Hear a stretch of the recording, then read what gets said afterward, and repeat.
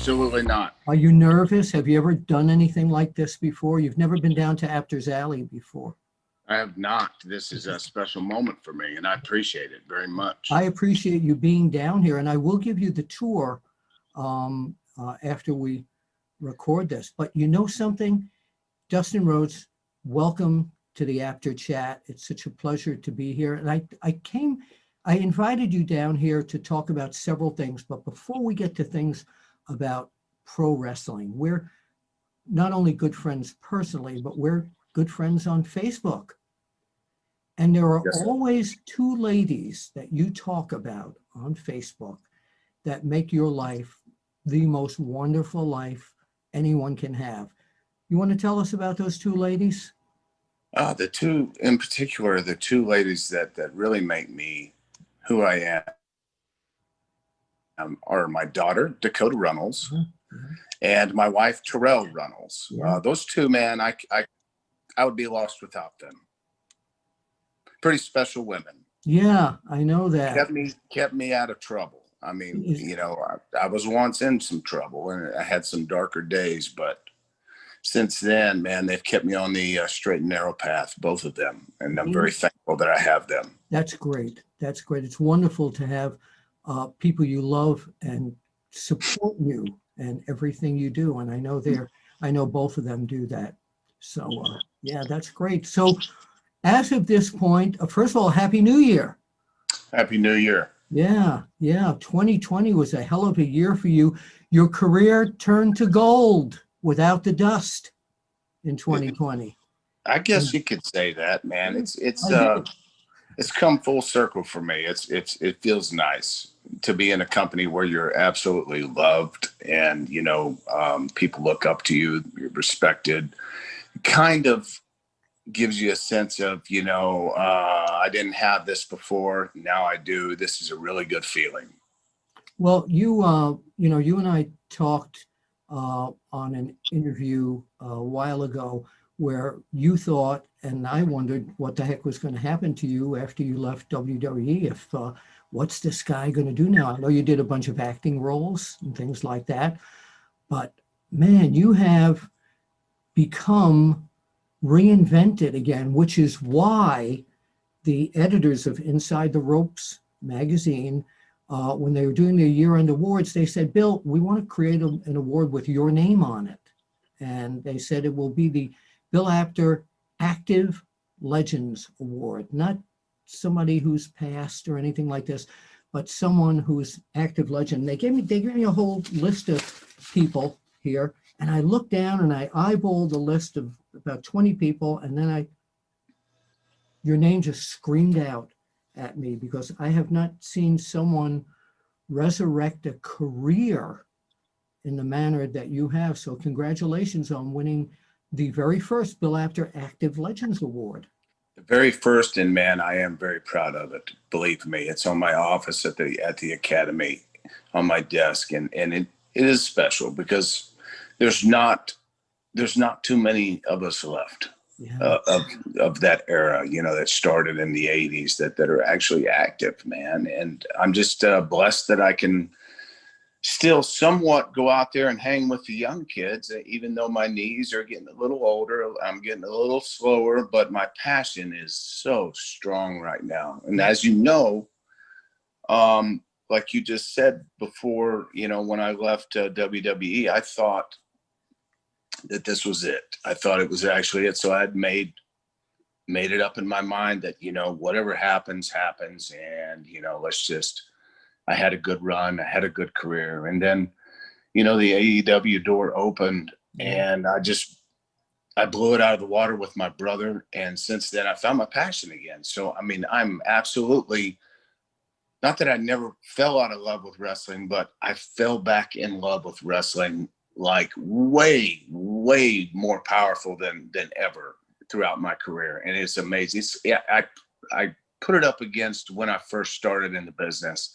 The passion is that strong right now at 51 years old. And it's a lot of fun to actually teach now and teach these kids and teach our kids at AEW what they're doing right, what they're doing wrong, when to do something, when not to do something, teach them psychology, the storytelling that I know so well.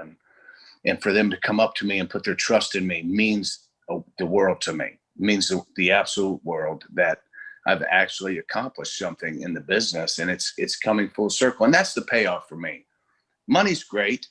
Fame is great, whatever. But, you know, to give back to the business like the old timers did for me when I first started, and they told me to shut the hell up, keep my mouth closed, and just listen and learn. And I did. I remember those days. And now it's my turn to pass the knowledge, the gift that I have of learning, you know, how to work and learning how to tell stories and get somebody invested in you and your character. As you know, I had one of the greatest characters ever in Gold Dust. So it was, I know how to put things together. I might not know how to specifically tell you how to do your character, but that's where I need you to like step out of the box and step out of your comfort zone and create some magic, because that's where the magic happens. And I tell the kids that all the time, you know, I can't walk down the aisle for you. I can't get in the ring. Show me what you're going to do. Teach me, show me, and then let me start, you know, my wheels turning and helping you perfect your character and bring out the magic that you're trying to put on screen. Because we don't want them to turn the channel. We want them to stay invested. We want them to look at your face and go, damn, I like what I'm seeing right now. Yeah. And it's a learning process, and it takes time, as you know, and it takes a lot of years, and it takes a lot of hard work, and there are mistakes that happen, and you just try to learn from those and not do those again. So going from doing that at AEW to now with the ambition, and it's happening very soon, of opening the Rhodes Wrestling Academy, how did that form? How did you go about doing this? I've had a dream to open my own wrestling school academy for a long, long time. And 2020 was the right time. Everything kind of fell into place, and I said, I'm doing it now before it's too late. And, you know, I made that dream come true. We've put me and my wife, it's a mom and pop type business, man, but I want to build this academy and it be known worldwide as one of the greatest privately owned wrestling academies that you can go to. And the work that we've put into it so far, getting it ready, getting it prepared, it looks phenomenal in there. It looks like a professional place. And when people walk through those doors, they're going to go, damn. And then the teacher that teaches them is me. And I think my career and my lineage and my heritage and my last name speaks for itself and everything that I've accomplished. So they're coming to learn from Dustin Rhodes. And I had a lot. I had a lot. The first week that I put out the interview, or the little promo for the Rhodes Wrestling Academy, I had about 100 applicants in the first couple hours, and I was shocked. I was shocked, and they're steadily coming in, and now I have to weed through the ones that, you know, because we can't all do them at one time. I do 3-month camps, and I'm going to do 3 of those a year. So this year is already full. You know, I've got my my kids that I've picked. You know, and me and the wife have looked through them, each application, and we're like, you know, I mean, it's hard. These kids don't understand just how hard it is to become a megastar. And not everybody's going to be a megastar, you know, but there's always a place on a wrestling card for somebody who really has the passion and wants to learn and wants to listen and wants to perfect their craft. Sure. And that's what I'm going to give them. And, you know, you see something special in somebody, of course, I'm going to go to the ends of the earth trying to make sure that they get the right chances and choices, you know? So I'm looking forward to it. I'm very, very excited. My wife has been more excited about anything I've ever done in my life, because we're in this together, and it's incredible. Yeah. So what do you do? And I've heard this many times at a lot of the schools, new recruits come in and, hey, I want to be just like Rey Mysterio over there, or somebody, you know, they have a preconceived notion of who they want to be like. How do you fine tune that? Well, I mean, first I'm going to have a sit down with everybody, and I'm going to say, look, you can't be Rey Mysterio. You can't be The Rock. You can't be Dusty Rhodes. You can't be Dustin Rhodes. You can't be Goldust. You can't be The Undertaker. I know you like these people, but we have to find you, because what unique about you is going to stand out. And that's what I want.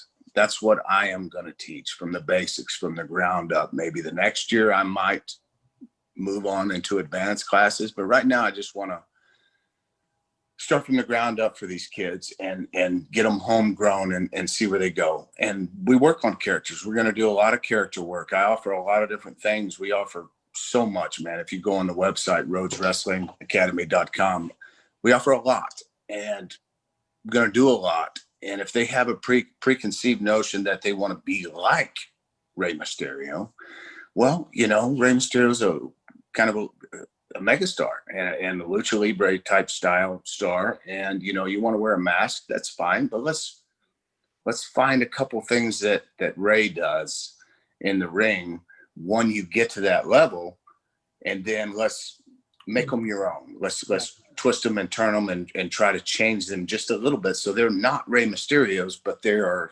so-and-sos. Yeah, they have their own identity. Well, what if somebody comes in and says, I want to be MJF? What are you going to do with them? Well, first thing I'm going to do is listen to see if he can talk. Right. Because if he can talk like MJF, who has a natural gift of knowing how to speak, and he's not nervous about it at all. He puts a lot of work into what he's saying, and he thinks about what he's saying. He's really natural at it for such a young man that he is. He's gonna be excellent, man. I mean, he's already doing so well. But I have promo classes. We're gonna see if you can talk and see if you freak out. And I freaked out when I first started.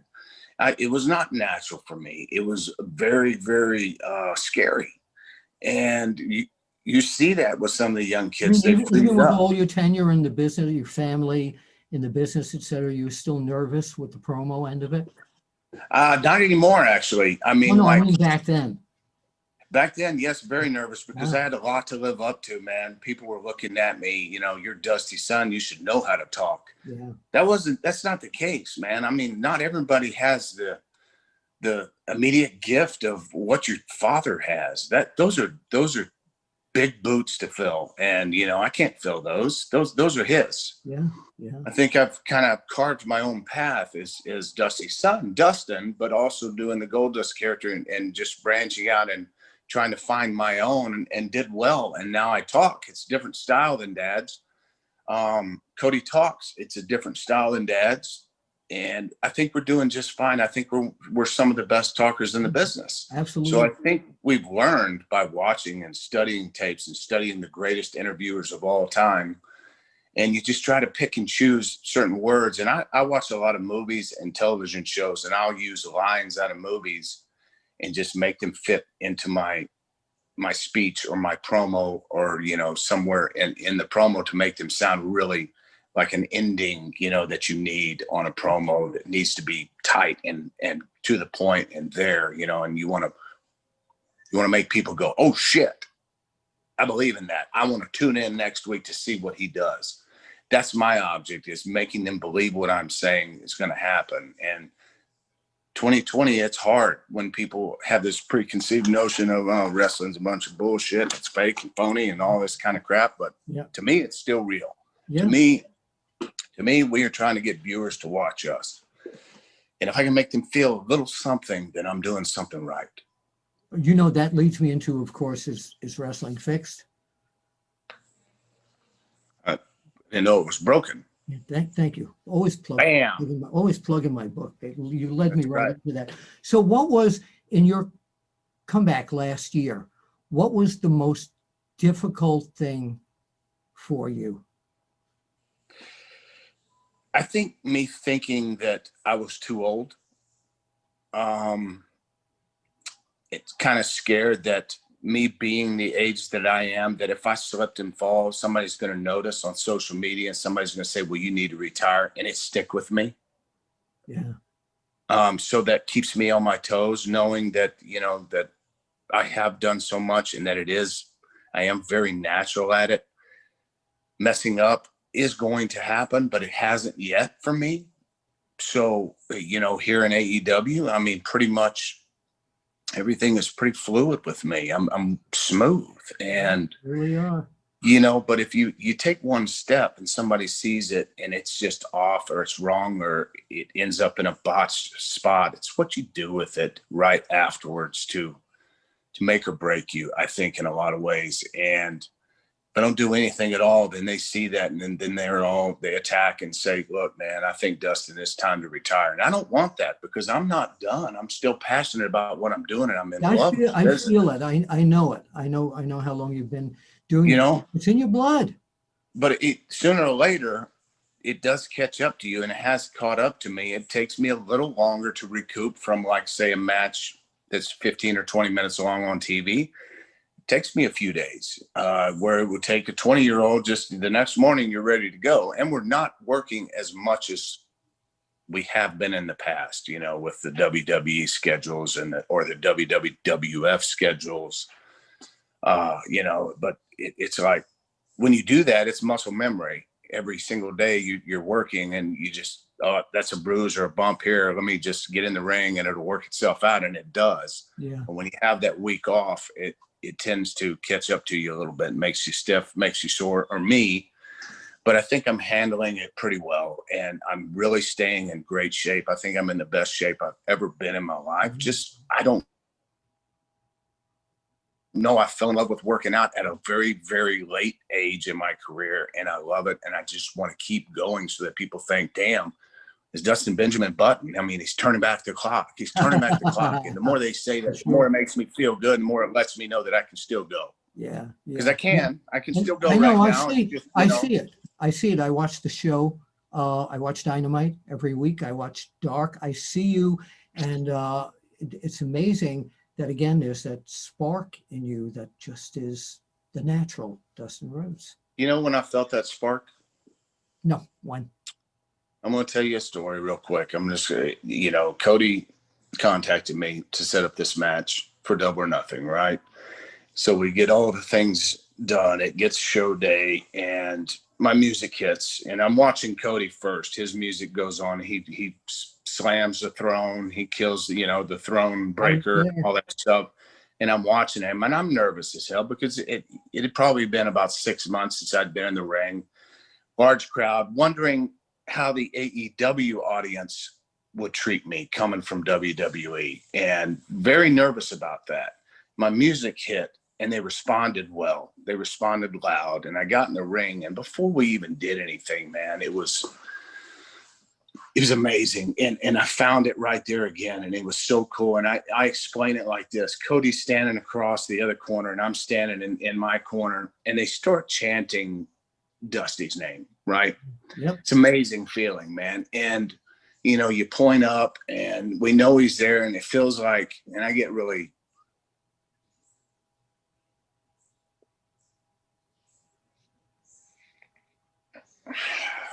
I get so emotional talking about this, but I feel that he's there, right? And if you've ever seen that movie, The Legend of Bagger Vance.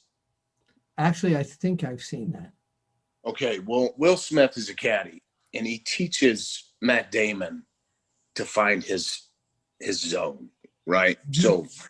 So he's looking down the fairway, and he's looking at the green because he's got to hit this, but there's a gallery on both sides, and they're loud, you know, and he teaches them to bring the cup forward just a little bit, right? And everything. So at that point, what I'm saying is, at that point, when they started doing that, I knew right there that we could do no wrong. Everybody in the crowd, I could see them, but I couldn't see them. I could hear them, but I couldn't hear them. I was so, like, focused and in the zone with Cody. Is amazing how in the zone. I don't think I've been in the zone like that in quite some time. That everything just flowed, and everything was just there. And there was this was my job to do here in this match, and this was Cody's job, and we were going to make it happen, because we were told for years and years and years that it wasn't good enough to be put on WrestleMania. And that really stuck with me. Yeah. That pissed me off bad. Yeah. And we go out there and we nail it. Could it have been better? I don't know. It was the greatest match I've ever had in my life.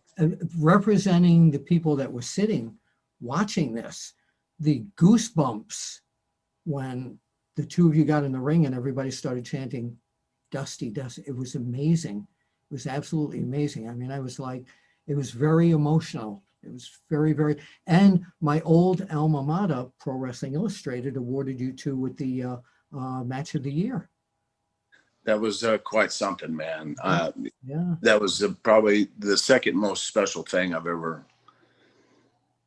been involved with. It was very special, man. It really was. But that match was tops for me. Oh. And Cody and I talk about it all the time. Do we have a second one?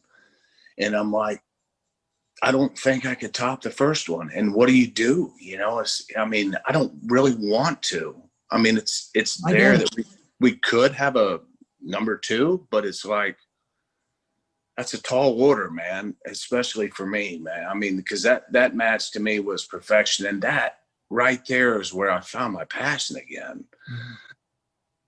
It's a moment in time that was just, it's frozen. It's beautiful. Yeah. Yeah. Yeah. So where can people who are interested in being looked at for the Rhodes Academy, where can they find you on the Rhodes Academy?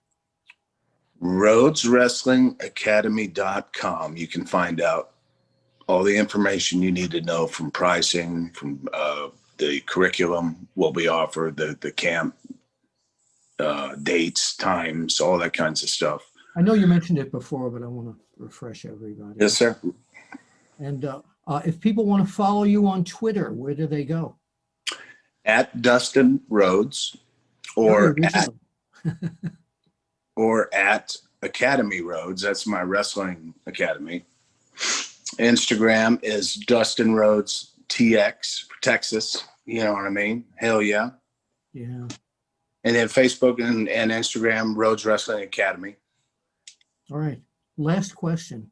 Yes. You had your way at AEW, and you had one opponent that you want to have a singles match against that would make you feel, man, I'm glad this is happening. Who is that guy? Good question. God, we got some. I would probably say right now, in MJF. Yeah. Okay. I had a feeling you were going to say that. Either MJF or, I mean, my brother is there. You know, that's always a special moment. I was going to MJF exclude him at this point and just see if because you've already wrestled him. Yeah. Yeah. MJF, Sting would be nice. Oh yeah, that guy up there. Yes.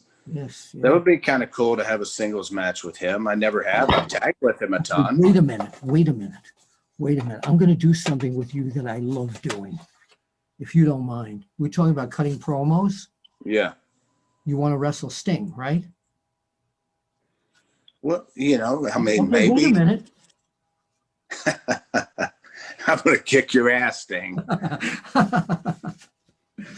One of the great moments of, no one knew about it. It was wonderful. Nobody knew anything about it. You know what was really cool about that? I didn't know what he was going to do when he got in the ring. But he went to Arn Anderson first, right? So there's so much history there. Then he came to me second. Wow. And then he went over to Cody, and I was looking at it, watching from the corner there, and I was like, now my brother gets to experience what Arn and I have experienced, you know? And it's kind of cool because you see the decades. Here we go, you know, 5 decades. And it's like, now my brother gets to see it and go through it and feel it, you know, and be a part of it. And I know that was his favorite wrestler growing up. You know, Sting was his favorite. Yeah, I remember him. So this is kind of special for him. All right, Dustin, thank you so very much for spending time here at the APTER Chat. And again, congratulations on the Academy. Congratulations on the award. Thank you so very much. I love it that your name's on it. Well, thank you very much. But you noticed that, as your dad used to call me, there's no N in APTER. When he Abner. told me Willie Abner. Willie Abner. That's it, baby, if you will. Baby Willie, I'm busy, man. Willie Abner. I was just going to ask you if you did a Dusty Rhodes imitation. The After Chat here with Willie Abner and the American Dream, Dusty Rhodes. Here we are live in the color in public, if you will. I was Willie. just going to finish that for you. We'll see you, everybody, at the matches eventually.